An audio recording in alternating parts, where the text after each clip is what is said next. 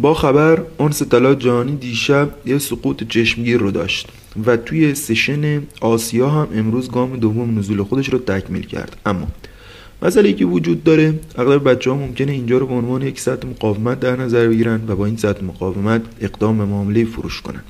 ولی کاری که باید انجام بدیم، اگر ویدیوهای قبلی رو دیده باشید، اینه که میایید اینجا محدوده چاپی خودتون رو مشخص میکنید توی سشن آسیا.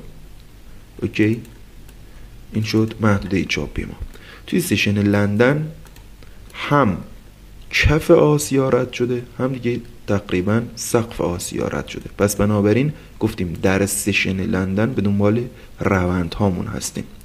توی سشن لندن وقتی که میایم روند خودمون رو بررسی کنیم، اگر دقت داشته باشیم کندل 1 2 3 4 کندل سعودی اول، کندل 5 کندل اصلاحی. اولین کف 1 2 3 4 5، اینجا گام بعدی سعودی کندل 6 7 8 9 10 کندل اصلاحی.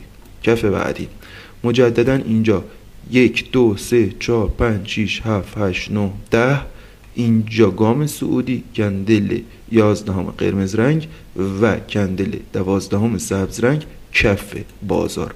الان متوجه شدیم که بازار در حال زدن کف سقف‌های بالاتر در سشن لندنه. توی سشن لندن توی کف دقیقاً مارکت اومده کندل اینگولف بهمون داده، پس اینجا تاییدیه خرید رو داریم. حالا اگر که اینجا خریده باشید، استاپ لاس خودتون رو دقیقاً یه چند پیپ زیر کندل اینگولف زدید. یه خورده بخواید حرفه‌ای تر استاپ لاس زنی کنید، وقتی که کندل اینگولف خودتون رو میبینید، کندل بعد از اینگولف باید روی سر کندل ما قبل اینگولف، یعنی کندل قرمز رنگ، روی اوپنش پول بک کنه، یعنی اینجا وارد شدید. پس بنابراین اینجا نقطه ورود ما است.